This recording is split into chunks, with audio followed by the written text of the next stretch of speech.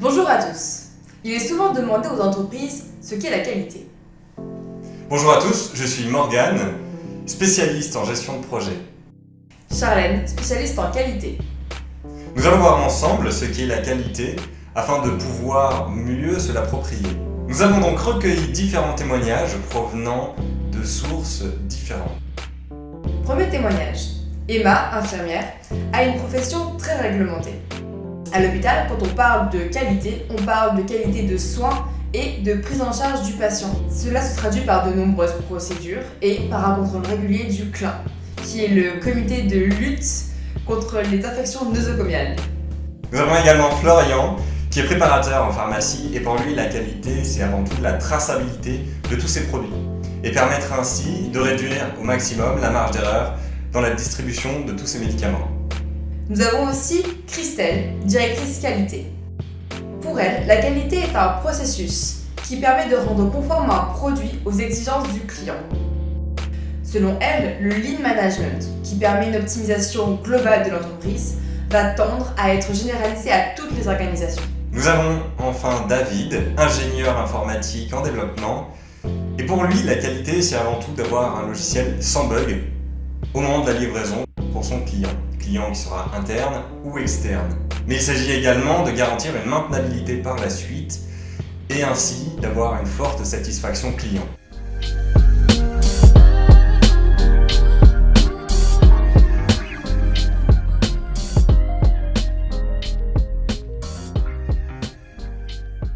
Pour mieux comprendre ce qu'est la qualité, on va tout d'abord commencer par son histoire. En 1930, William Edward Deming, statisticien de son métier, est expert dans l'analyse des produits défectueux. Il fait alors un constat que la majeure partie des écarts proviennent des ouvriers, mais proviennent plus profondément d'un dysfonctionnement dans l'organisation. On parle ici par exemple de conditions de travail, mauvais recrutement ou encore manque d'informations. Dans ce cadre, la direction est la seule à pouvoir orienter l'organisation vers une amélioration durable de la qualité des produits. Le dirigeant doit alors s'impliquer. En 1942, la Seconde Guerre mondiale est active.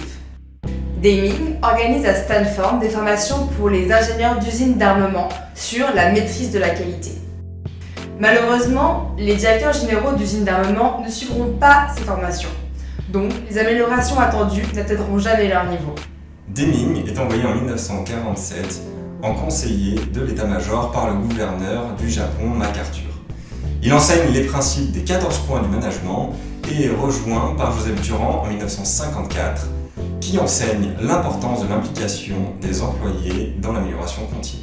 En 1956, les cercles qualité apparaissent. Ce sont des groupes d'ouvriers volontaires qui sont formés à la résolution de problèmes afin de diminuer les dysfonctionnements.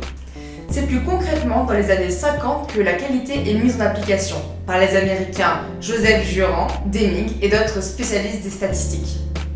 Dans les années 80, le taylorisme, qui est bien implanté en Europe, est bouleversé par les cercles qualité provenant du Japon. Le taylorisme est une organisation du travail qui vise à augmenter la production par la répartition du travail en éléments partiels et chronométrés, qui vise à diminuer les mouvements improductifs. Puis, en 1981, la loi Jean Auroux, qui est ministre du Travail sous Mitterrand, est mise en application. Cette loi offre la possibilité à un groupe de travail dans une entreprise d'analyser et de proposer des améliorations aux conditions de travail. En 1987, les normes sortent ISO International Standard Organization 9000, 9001, 9002, 9003 et 9004. Ces normes ont été créées afin d'unifier la qualité dans les pays européens. Puis elles sont suivies de l'évolution des normes et des organismes de contrôle. En bref, lorsque l'on parle de qualité, on évoque indirectement l'orientation résultat, c'est-à-dire d'avoir constamment la préoccupation d'atteindre les objectifs définis au départ. On parle également d'orientation client, comme l'a souligné David, notre ingénieur en développement.